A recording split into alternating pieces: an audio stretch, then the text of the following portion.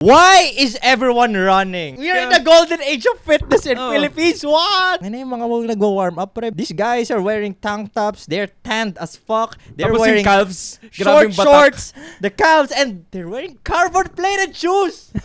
Bro, I'm just wearing my Ultra Boost that I bought from 2016. What the hell?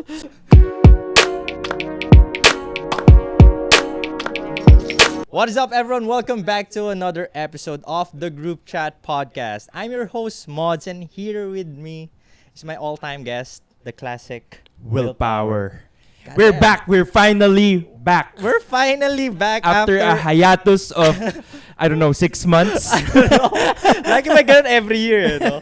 A lot of things happened, and I think I needed to take a break from it.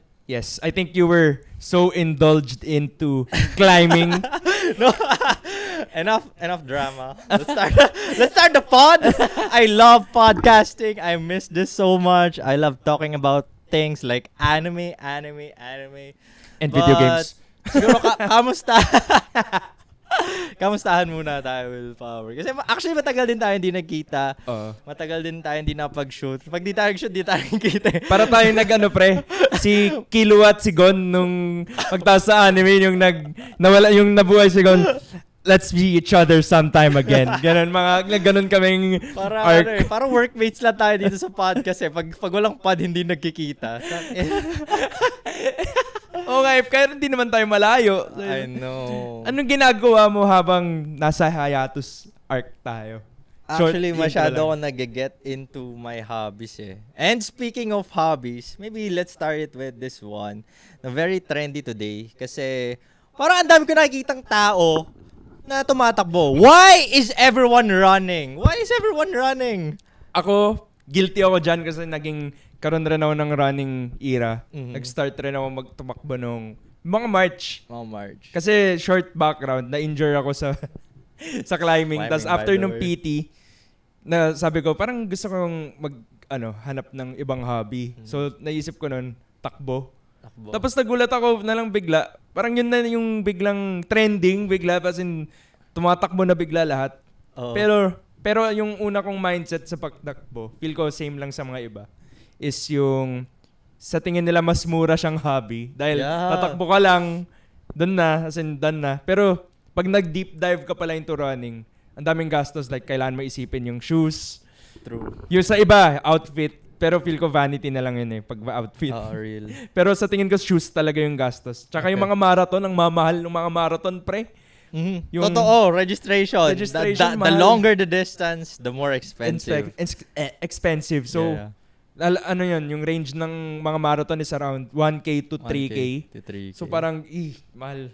Ako, in my point of view, I think I've been casually running. I'm not into running very, like, mag-run ako ng marathon, ultra marathon or something. Nag-run ako ever since, mga for jogging lang. And, for health. So, kaya nagulat din ako. Parang, nag-start ako ng ibang hobby. Tapos, parang biglang, hey, yo, why is everyone running? Why all this run clubs opening? Ayun. Bakit ang daming So, nagtatayo ng mga run clubs? I was like, fuck, ba't parang walang ganito dahil? May dalawang take ako eh. Yung take ko na may mga tao na parang nag-hate dahil umuuso yung running. Mhm. Parang, ano ba itong mga taon to? Parang sumasabay lang sa uso. Para sa akin, mas ganda siyang clout. Dahil Talaga. at least for yung clout na to, nagpo-promote ng health, good health. Mhm. Tsaka healthy hobbies basically, hindi na yung puro inom, ganun. Oh, Parang- real? Parang I'm not hating on you guys running. I'm just ranting. Parang, Ba't ang dami pero ang nagtumatakbo? daming Pero tumatakbo. actually, for me, sobrang solid kasi ang dami ng people na nag-step up to become healthier. Kasi parang for the past few years, hindi masyado trendy ang fitness sa Pilipinas. Pero ngayon, ewan ko pre, sobrang trendy na maging fit sa Pinas, maging gym bro, tumakbo, kung Climbing ano-ano rin, man. umuuso rin eh. CrossFit. Kahit ano pre, we are in the golden age of fitness in Oo. Philippines. What? Parang hindi na ako masyadong, ako rin personally, hindi na rin ako masyado, hindi na ako umiinom Mhm. for this Uminom pala konti. Pero for this year, hindi sobra. Like, isang bote lang, gano'n, uminom. Let's go, Gen Zs. So- Gen Zs are fit as fuck. Hindi naman necessary na kailangan sobrang batak na batak mo sa ginagawa mo eh. For example, sa running, hindi naman kailangan na ultramarathoner ka na kailangan mo tumakbo ng sobrang layo distance as long as you're happy Tama. sa ginagawa mo. And I think it's also the community that Oo. guides you. Kasi Yung mga run clubs. no, yung mga run clubs, not gonna lie, medyo ano siya na parang ba't ang dami? Ba't parang nagsusulputan lahat? Pero actually, it's a good thing to have something or a community that supports you on your hobby with the same length of love for that hobby, I guess. Pero actually- yung take ko sa mga run clubs. Oh. Nagiging dating? Nagiging naman siya? dating. Fuck! Nagiging dating. You guys! No way! Binabawi ko na lahat! Pero, but aside from that, kasi ako, taken ako. May girlfriend ako. So, parang yung idea na parang pupunta ako sa social gathering, parang nadidrain ako. So, parang tumatakbo ako mag-isa.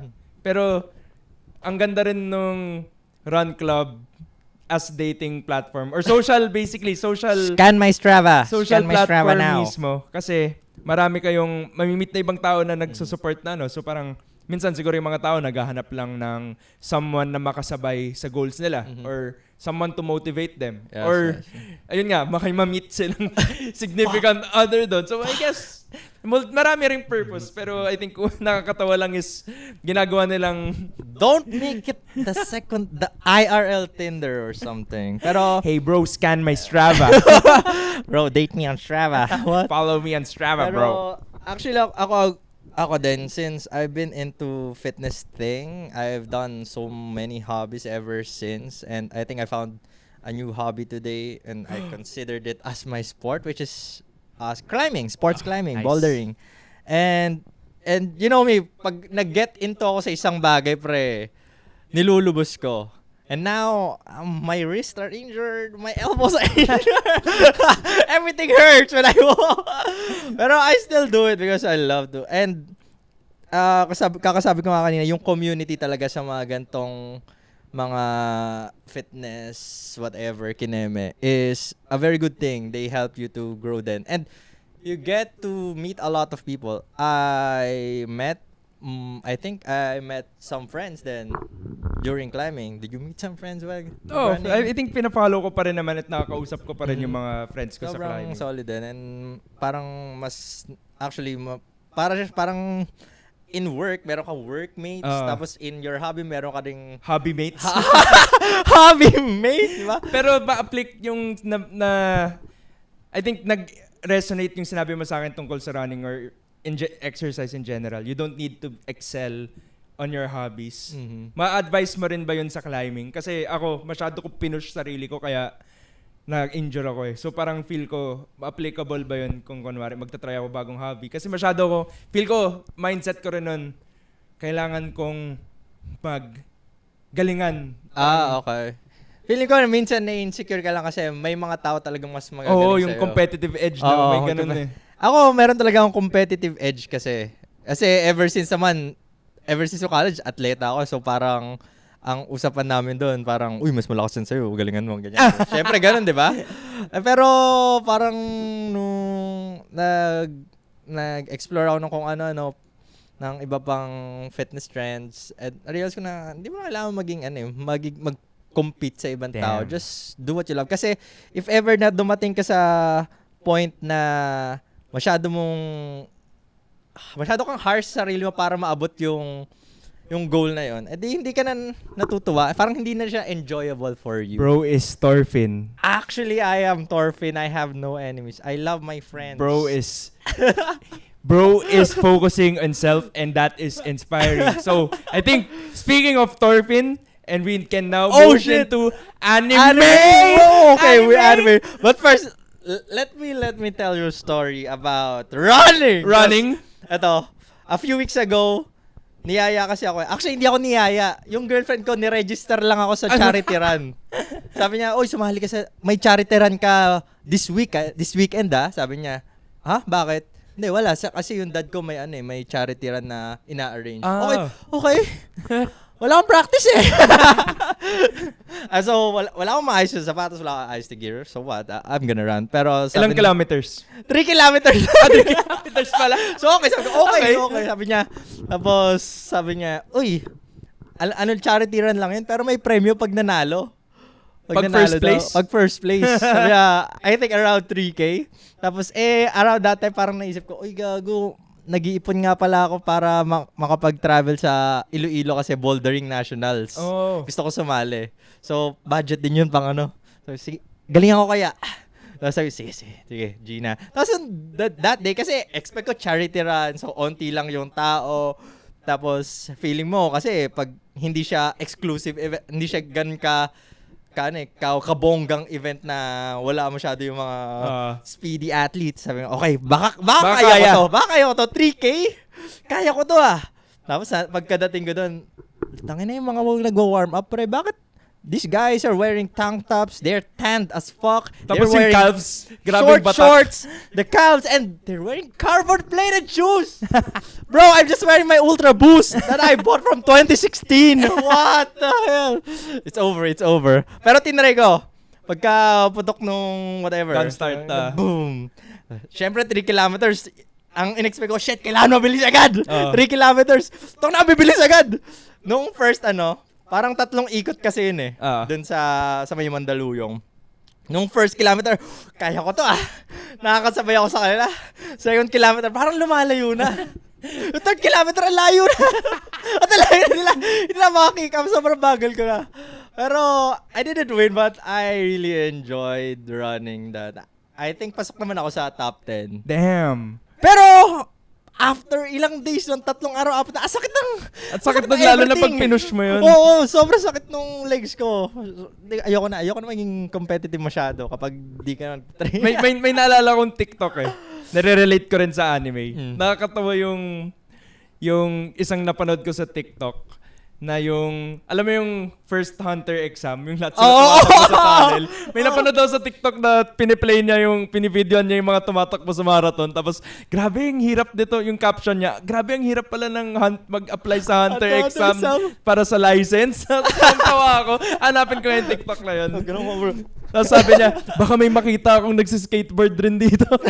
Nag-skateboard sa ultramarathon. Pero may nakakita ako sa ibang bansa ng mga clips na parang pag nagmamarathon sila, may mga tao talagang sobrang enjoy na nagko-costume. Parang may sarili silang goals na hindi naman nila goal manag. Parang goal lang nila na, kunya, meron doon mga naka-T-Rex costume. Goal nila matapos yung race na naka-T-Rex costume.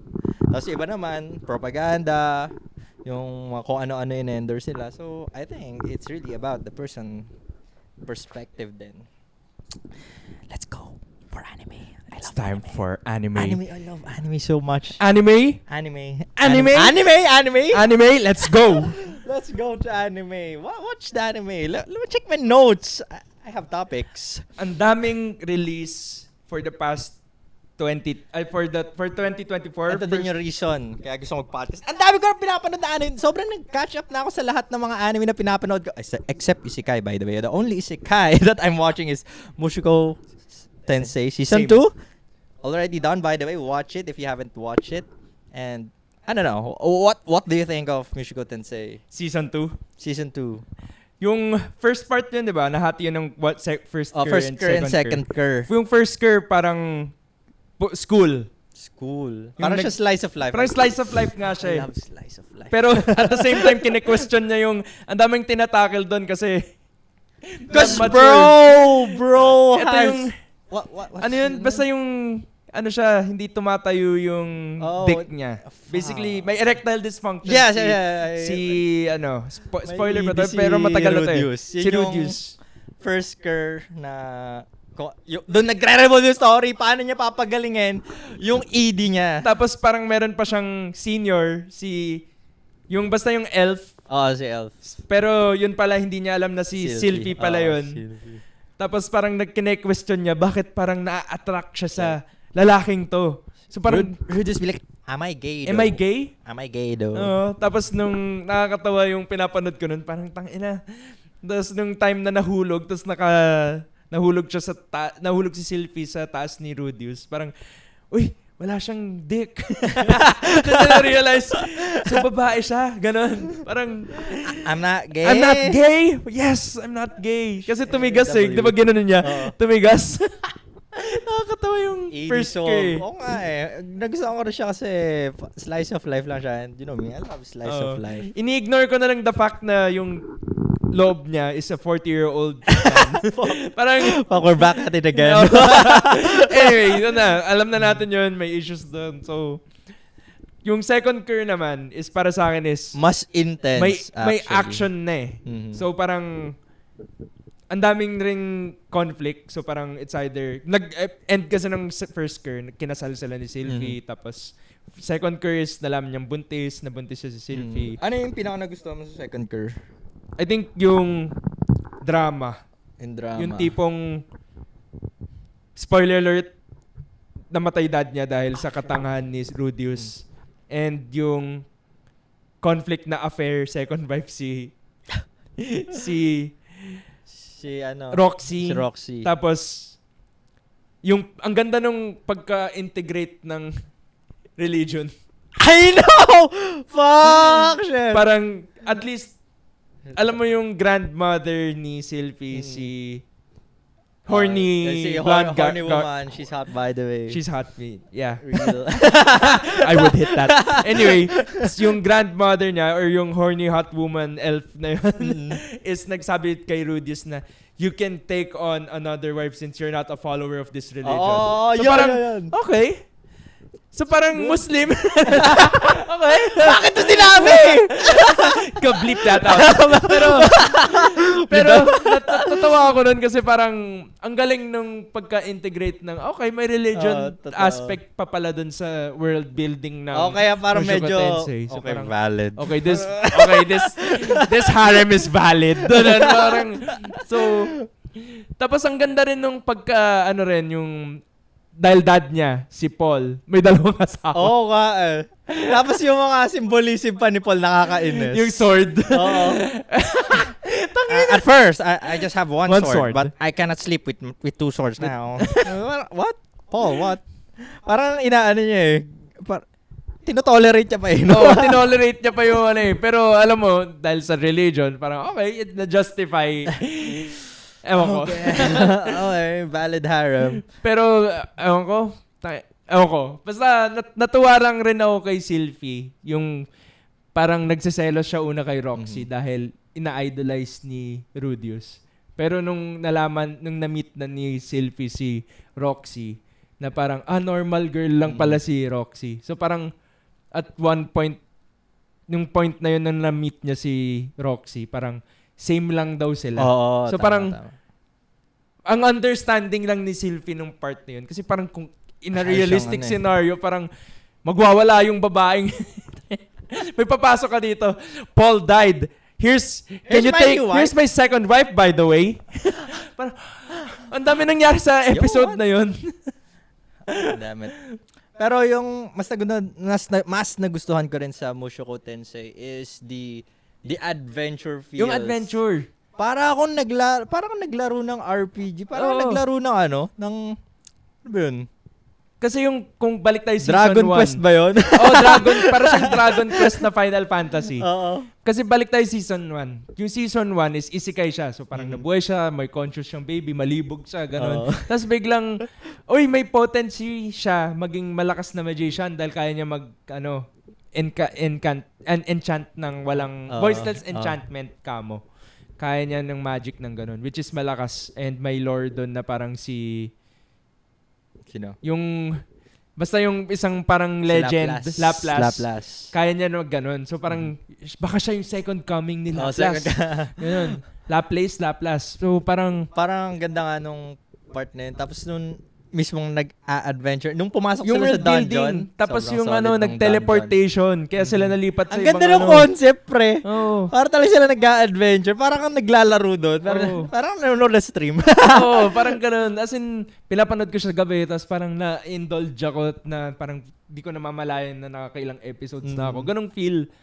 Ang ganda pa ng parang sinasabi na hindi talaga malakas si Paul. Oo. Ma-experience lang siya pero the way their weapons buff them up. Parang, uy, parang game na game nga. Oo nga, ang Kasi angas. na-buff si Hot Grandma Mm. dahil dun sa bagong weapon na binili nila, di ba? Tapos, inexplain din ni Paul na yung weapon niya daw, mas malakas siya kasi it can cut through anything, whatever. Oo. I think the harder the enemy, Mas malakas mas yung malakas weapon. yung weapon niya. Kaya sobrang solid. Tapos, parang meron pang alternating na support from the mages, di ba? Ang ganda rin nung kasi 'di ba na-depress si Rudius na namatay si Paul. Pero lumapit si Hot Grandma. Ah, shit. Tapos Grandma. sabi niya kasalanan niya rin daw kasi job niyang maging tank. Siya pala yung parang tank sa Oo. si Paul si fighter. Parang may mga roles Oh, may sila doon. role sila eh. May DPS, may healer si si Roxy naging healer doon eh. For dalawa ata sila yung healer tapos may isang tank yung elf friend. Tank na ata yun. Tapos yung isa, yung ano lang, yung Dwarf nagmamap pala. lang. Oo. Nagmamap lang ng everything. Oo. Ano pangalan doon? Basta yung guy na yun. Si Master tawag niya kay Oh, Rudius. si Master tawag niya kay Rudius. Ang role niya lang is i-map yung parang strategize. Oo, and everything. nagsa-strategy. Sobrang solid. Yan. Ang Angas ganda eh. no. Ang ganda talaga yung concept ng Mushoku. Just ignore that The part parts. that will ick you so much. That you make you hate Rudius. Just ignore that. Apaka-solid talaga ng Mushoku Tensei. Sobrang solid. Another not relatable though, but another good anime that I'm Kaka-release lang currently ba nito? watching right now is para siyang isipin mo yung protagonist ng Black Clover, pre.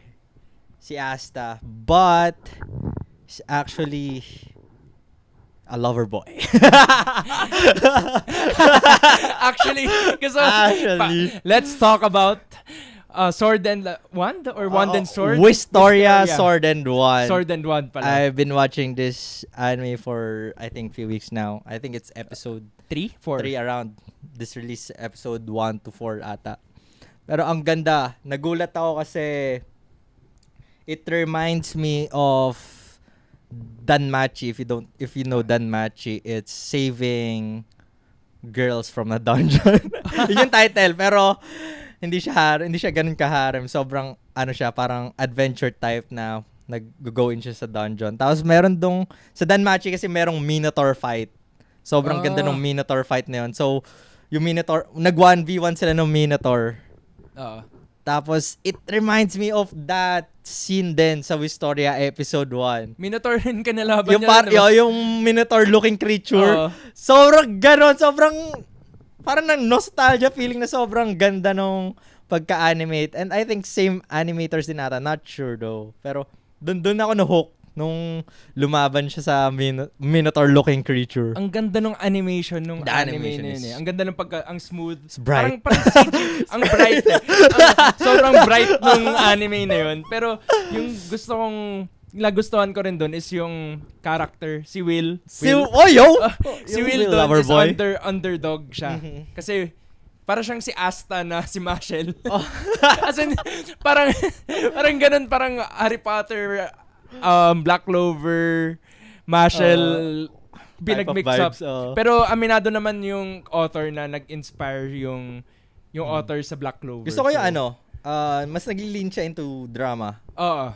rather than a lot of comedy. Kasi sa Black Clover, sobrang shonen na kailangan mo mag-insert ng comedy lagi, di ba? Oo. Pero doon parang ramdam mo yung yung Ramdam mo struggle yung- niya, yung bullying niya. Kasi kung si Asa yun, she's just gonna brush it off like, Sisigaw lang siya. Gaganon lang my yun eh. magic is never giving Giving up. Meron ngang quote doon eh. Parang na-quote niya yun. Yung, Talaga? Yung term na yun eh. Hanapin ko yun. Basta sinabi niya, parang never giving up. Parang may ganun siyang sinabi. Pero nakakatawa doon kasi I think yung magdi-deep dive. Feel ko, di ko na binabasa yung manga eh. Pero na-excite ako mag-unfold yung story kasi meron siyang nabanggit na yung sword is equal to the wand. Holy shit. ang Solid, angas. angas.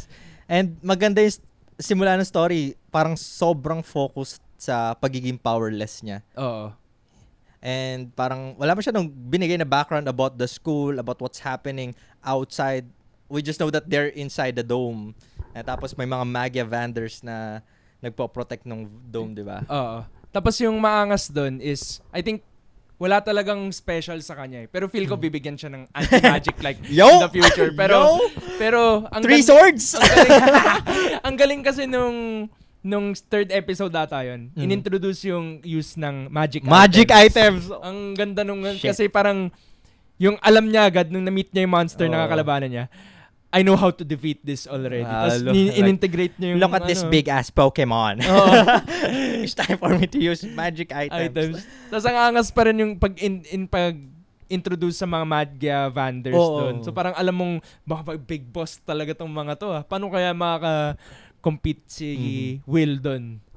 And the professor that, Snape-looking professor. Professor Snape, why are you doing this all over again? Ang angas ng laban nila doon Oo. no? Yung na-hit niya lang one time. Bro is cheating. You can use one, but I can't use sword. Oo. Why are you doing this? Ang dahil, bully siya eh. Boss, yun nga parang mas feel mo yung pagka-powerless niya, tapos pagiging yung pagbubuli sa kanya sa anime na yun compared to Asta. Black Clover, which is a different approach naman. Oo. And parang more on motivation. Pero mas dun sa story, mas feel mo yung drama Sa Black talaga. Clover, elitist yung mga tao. Parang, commoner, you don't have the right to join us. Well, Ganon. ganun din naman sana, di ba? Oo. Like, you no magic bastard. Parang ganun din naman. Pero, yung difference na siguro between Asta and Will is their motivation to Motivation. get stronger. Ano take mo dyan sa motivation nila? I mean, it's alright. No, alam mo. it's alright. About love. Pero si Asta noble yung ano niya. Gusto niya mag-prove ng point na kaya ng Oo. commoner umangat. Mhm. Si Asta kasi hindi simp eh. Oh, true. Damn. Si- Simp versus non-simp Oo. characters. Si Asta kasi parang chad siya eh. Parang Oo. yung harem na nga siya, hindi niya namamalayan na parang crush na siya nila. Ha ha ha, I want to get stronger. Tapos si Will, Where the boys at? where the boys at? Let's get stronger. Let's kill the demons. Ganun. Pero si Will parang sobrang Parang- focus siya. I need to go be up. beside her. I want to go up the tower to watch the sunset with Yes, her. sir. Wait, actually, you want to be beside her? That makes me remember about one anime that finished. Is this Kafka? Si ano? Kaiju number 8. Kaiju number 8. Kaiju Let's number go back. 8 Let's go back to Kaiju number 8 after talking about Shit. Sword and Wand. So pero yun, ano bang masasabi mo ano Sword and sabi ko Wand? doon? I think sana magkaroon pa ng other Anime like that, ganun. other motivation other than being with the love of his life. True, Kasi true. parang hindi naman mababaw. I think okay naman siyang motivation. feel ko magiging love is the powerful thing. Yo! Magic ganun. Yo, who are you? Magpapupunta at one point ng ganyan. Hello, Purple. Pero sana hindi ganun. Hello, Purple Babalikan of din Love. natin yung Hello Purple. Speaking of Hello Purple. Let's move on to this. Let's move on from I love that Historia. anime. It's much anticipated. Pero I'm so excited anong what's in store for that anime. Mhm. Let's go to Kaiju number Kaiju 8. number Sobrang short lang Kaiju number 8. What was your initial reactions on that anime? 2 words. Actually, 2 sentences. 2 sentences. Maganda yung animation, maganda storya. Pero, yung animation sa ibang parts medyo meh. Parang Boruto Boruto goofy ass. looking goofy as yung character minsan. Bone Studio, correct? Oo. Yeah. So, for me, may mga changes talaga. And feeling ko kasi, lagi nako-compare ang manga versus anime in terms of details. Oo. If you go back to chapter 1 of Kaiju number 8, syempre wala pa kulang pa sa details yun eh. Doon mo din nakikita yung grow ng nung artist, 'di ba? Tapos mag-skip ka, punta ka kunwari chapter 100 or something. Sobrang Iba na. Example dyan is yung Bleach. May kita mo yung Oo, growth ng yung character. growth, syempre. Tapos magkakaroon pa ng assistant yan and everything. Tapos you expect na dapat ganun agad, ganun yung same, 'di ba? Pero feeling ko kasi may signature animation or art style din na fina-follow yung every production din eh. Oo. Nung di ba pinagtatawanan natin yung, why is this Fortnite goofy ass anime? Pero nung lumabas sila, naman okay naman. Solid naman. Pero pinaka nagustuhan ko doon is yung opening. They went hard on the opening. One Republic. At ending, One Republic. One Republic. Oh. So, Ba't ang ganda ng CGI sa opening? Iba pala, One Republic pala yung ending. Yung opening is iba, si Youngblood pala. The fuck! No more episodes! Nakakatawa yung mga meme nun sobrang cliffhanger. Tapos biglang nakaigala Nakakainis no? Pero sobrang ganda ng animation. Ganda yung story cause it's just a 30-year-old guy. Yun nga still Shonen achieving his siya pero dreams. at least tinakal yung Feeling ko our peer. nakakaramdam na yung mga Manga. yung statistics ata ng anime watchers nasa range of 30s na Wala na sa shonen talaga range of age Yung mga ngayon, bata ngayon, skibidi toilet na. Phantom Tax, skibidi toilet. Yung Kaiju number 8 in terms of story, pretty good, I think. And yung di masyadong yung pag-struggle ni Kafka, pero pinakita siya more on the ending, right? Na parang, you're a kaiju. No, I'm a human. Parang yung ending maganda Parang ang hirap rin kasi kung lalagay mo kasi sa perspective. Pina-follow natin perspective ng protagonist. Which is, magro-root tayo syempre. Pero kung ilalagay mo sa perspective ng Defense Authority, tatrato talaga siyang kaiju kasi tayo na sino yung taong pagka-transform bigla. Sino yan? Tignan mo, meron yung kaiju number na medyo humanoid na Baka ito, so parang may intindihan mo sila. Parang, really. So yun. Pero at least yung division niya, hindi siya trinidor. Kasi yung mga feats niya, tinulungan sila kung ano yung mga weaknesses. Parang pinagtanggol naman siya. Kaya parang at least andun pa rin yung may balance. Alam mong hindi siya biased sa protagonist. Kasi binugbog siya nung sobrang top bitin 1 no? Sobrang bitin. Pero parang we ended on a good note na, hey, this squad, this division is gonna be dispersed. Parang te-training daw sila. Tapos ikaw, Kafka, you do your best. So parang awaiting for season 2, something good. Ano na, 'di ba? Confirmed na may season 2. No, confirmed Nice. na. Nice, 'di ba? Pero yung paborito ko doon is si Hoshino. Uy, same. Damn. As in ang ganda nung para siyang Levi na na-reincarnate. No. Diba? Yeah, actually, medyo expect ako na pag ito, hindi ko malalibay guy Yung disappointment lang si Narumi ba yun? Yung sa ending, yung sobrang poging-pogi daw siya sa manga. Pero yung pagdating sa anime. Okay. Yung first division ba siya? Oo. Tapos parang Gen Narumi ata pangalan niya. Why is this guy sleepless? Looking so sleepless. Why is his hair like that? Ganun, diba? Yung sa TikTok ko puro disappointment. Well, we'll see season 2. Marami sana pa mag-improve. changes. I think di pa naman too late I think True. Yeah, maganda naman feedback kung pinaganda nila yung animation sa season 2. Parang sa isang example, I think may dalawang pag-usapang anime. JJK pati. Demon Slayer kakatapos lang. Ang ganda ng animation nun. Speaking of Demon Slayer, na kakatapos lang din. Hashira Training Arc. Ito lang yung pinaka... Ano take mo dun? Take ko sa Demon Slayer. Yung production ng Demon Slayer, parang mas pinapahaba for the cash. Top tier. Ang ganda. Top tier. Pero medyo, doon lang ako no-off na parang sobrang bitin na ng mga watchers. Tapos, ang dami na laging binabalik. Tapos, re-recap and everything.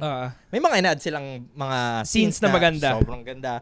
Pero, I hate it when it's just all about money again. Pero, yung training, Hashira training arc ba yung mini-mention mo na dahil pinahaba nila? For From this season, the start, after season 1, ano yung nangyari season 2? Kila Tengen, nag-release sila movie. I-recap nila as anime. Yan yung medyo money-grabbing nila. Pero I think it's a marketing strategy rin on this point para at least kumita silang pera for production. Kasi hindi sila naging never sila nagkaroon ng down moment sa animation. Okay, valid. So I think W Studio. So I think ulit studio ng UFO Table, W. UFO Table. Pero I think yung movie, nakakainis lang yung movie kasi parang just release a new season already. Parang ganun. So I think on a marketing and finance perspective, kailangan nila ng funding para maganda yung production. Financial analyst or something. Damn. I think yung take ko is, lalo na yung Hashira training arc, kasi parang filler arc lang siya eh. Kung titignan mo sa manga, parang 7 chapters lang ata yung Hashira training arc, tapos bakbakan na. Pero yung Hashira training arc this season is pinahaba nila, in-extend nila, diba? Parang segment by segment para talaga mas makilala mo yung each Hashira. Oo. Which is a good thing kasi parang sobrang Ang angas doon kasi may sparring pa eh, di ba? Yung mga Hashira parang nagsasparring. puro more on facts lang yung binigay nila sa anime na. Ito yung paboritong pagkain ni sa anime. Mga ganun. Pero solid. Parang I really enjoyed watching it. Pero ang isa pa is, grabe yung explosion. Mhm. Yung explosion scene nung ending. Oh na, shit, let's talk about Gusto ko pag-usapan that yun. episode. Yung episode din. Kasi, the rest of the season was just training. Imagine mo lang, training. Isang interesting sa isang episode nangyari, si Zenitsu nakatanggap na letter tapos nagalit siya. Ilang episode yung this season? Parang 8 lang ata eh. Tama ba? Siguro 12. ba? Sorry, pero around Anyway, that, mga ganun that lang. kind Unti lang eh. Pero, parang umabot siya sa point na yun, dun sa last episode na yun, they really went all out. Oo. And wala pa siya masyadong battle. Oo. Parang ano lang siya, parang here's what's coming for that movie, that inaabangan talaga, that endgame movie. Oo. So I think mangyayari dyan is mag-release sila ng movie, tapos gagawin pa rin anime yun. So, feel ko yun yung magiging timeline ng UFO table sa Demon Slayer. They even had Muzan walking for 2 minutes. Oo nga eh. Like, pero ang ganda. Daddy Muzan. Parang tagal. Ilang metro ba yung nilalakad ni Muzan? Ba't ang tagal? Ang ganda daw, ang ganda.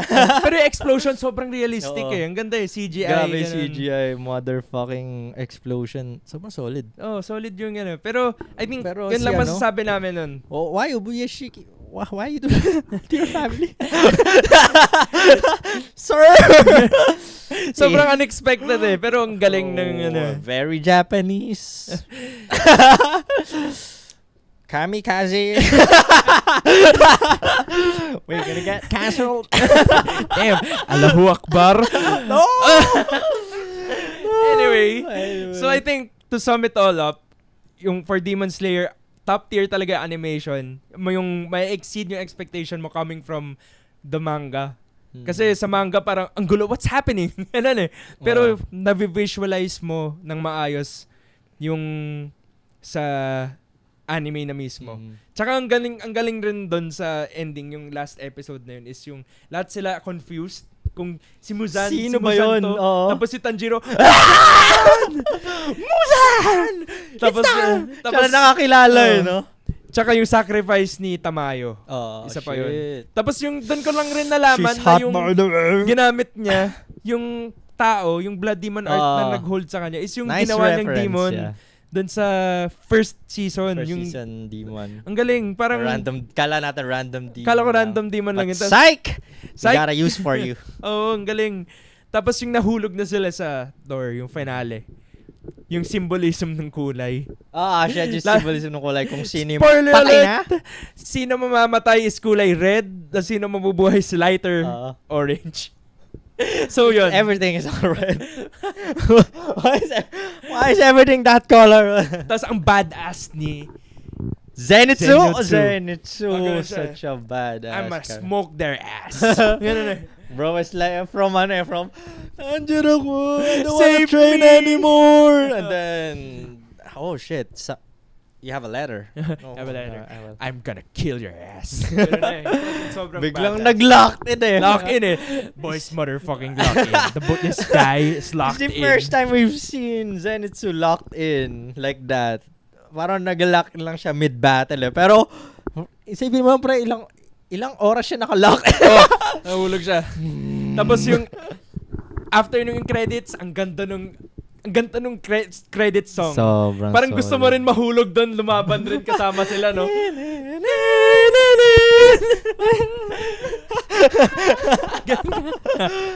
Sobrang solid. Demon Slayer, very straightforward anime manga, pero Yung plot niya very simple. very simple.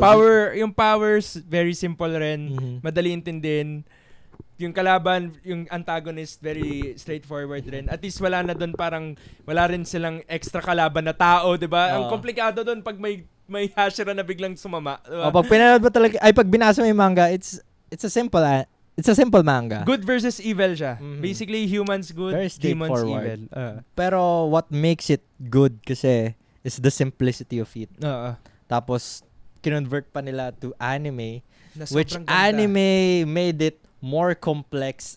All the details, they made it more complex and parang mas more depth into the characters. Oo. Kaya sobrang ganda rin talaga. Kaya you cannot blame those fans na parang they're thirsty of Demon Slayer. Oo. I'm thirsty of Kanroji, by the way. I love Hashira. By the way, I'm a buy a figurine of her next time. What the hell, Kanroji? Not gonna lie, Kanroji has... What the hell is that backstory though? Ang happy, siya lang yung may happy Oo. backstory, ano? Parang all the Hashiras, they killed my mother! Siya ang They killed happy my ng brother! family. And then I was like, oh, I need to get married. Makakahanap siya ng malakas. Not gonna lie, pretty good motivation. Kanroji, hit me up. I'm strong. Speaking of the strongest, Holy shit! Let's- Who's the strongest? Who's the strongest? The Before strongest we end- sorcerer of the day? before we end the podcast, let's talk about the strongest. The anime who has the strongest. I'm the strongest. I'd win. Oh, sige. JJK. Let's talk about JJK, yung pinaka. I think the thing that's happening in JJK right now, In the as manga? for context, is they really beating up Sukuna. But I And- think Sukuna is like just spamming the binding vows.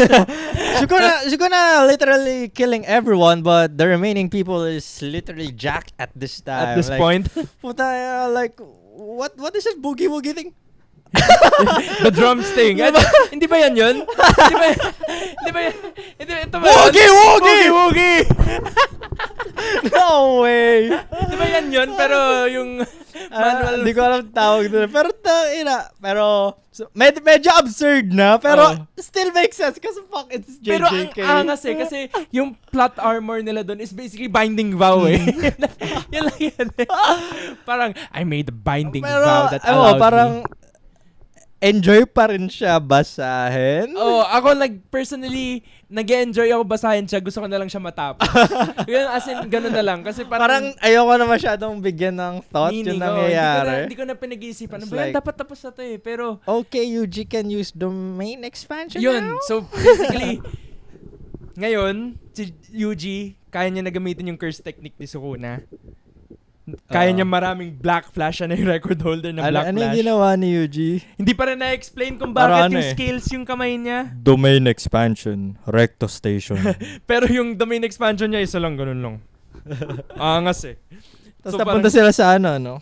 Oo, sa Sa train train station station. na nasa May opening napanood ng akong season 1. theory. Ano yung theory? Ito, bago tayo mag-end, pinanood ko yung theory nito bago habang tumatay. Tapos, alam mo yung reference siya sa Going South chapter kay Gojo tsaka kay Geto. Okay. Si Ano Goto nangyari at sa Geto- Going South? Sa Going South kasi parang moving on to a new life. Or North ata yung moving on to their new life. Tapos Going South is something related. Eto ba'y to nasa ano. airport sila? Sa airport Okay, sila. So airport related scene. doon. Yung kung titignan mo kasi si Yuji parang siya yung Buddha God ng Buddhist na parang nagde-deliver ng souls. Okay. Makikita mo rin yung mga Significance. Shinto something na statues is may mga red hood siya. Oh, Yun okay. sila. Tapos si Yuji, may red hood siya, di ba? You are So- my special. Parang ganun yung symbolism pala ni Yuji. So Okay. parang I think yung domain expansion niya related dun sa parang God Pagiging na God. yun. So parang yung basically yung theory na yun is si Sukuna tsaka si Yuji magiging merger. Something like that. Ano yung, Yung what is merger, the concept of merger? I think yung gusto mangyari kasi ni Geto Kanjaku is i-unite lahat ng mga humans, yung mga walang cursed energy, into this one monstrous being na magkakaroon.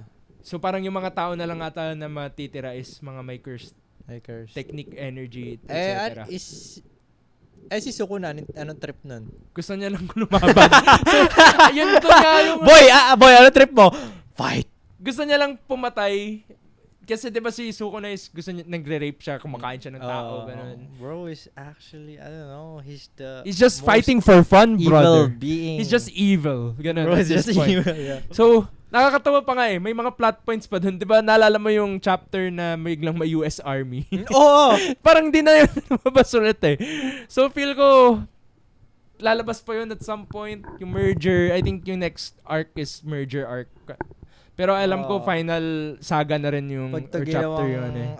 Evangelion ni Gege ako tami. Oo nga eh. Masasampal ko. Pero alam ko kasi it's either matitira na lang mag-isa si Yuji. So, I think we're getting close to that. Oh, shit. It's either Yuji dies or everyone else, yung mga alive, mabubuhay. Fuck. So, yun na naman. I hope we're gonna get a good ending though. Oo nga eh. I Our boy hope. Yuji needs a good... He needs a break. he actually getting the MC treatment now. Oo nga eh. He has these powers, he has these buffs. Nung dati, inaapak-apakan lang siya, pre. Salute to you, Yuji. Salute to Yuji. Indeed. Okay, I think that ends this podcast about our hobbies and anime. which is all of 40 minutes of anime and 20 minutes of hobbies. Insane episode, We're right? growing up. I think we're gonna be doing more episodes. Yes, sir. We're back. We're actually back! Fuck! We're back! It feels Dap good me to be up, bro. back. Dap me up. Oh, one more time. One more time. That's the There we go. So, I hope that the mic picked that up. the bike picked up. So just stay tuned with our episodes. We're just doing this not like more recent than the other apps, but I think we're gonna to end this pod on a high on a lesson and spiritual note. What is the spiritual note? Let's relate this to what you said about our hobbies. What? Not become competitive. Oh, We're gonna do this pod for our sake, for enjoying, not for the views, but for our sake. Because we love talking about our hobbies. And for all of the people who's still listening, who's still watching, I just want to say that Salute. you are my special.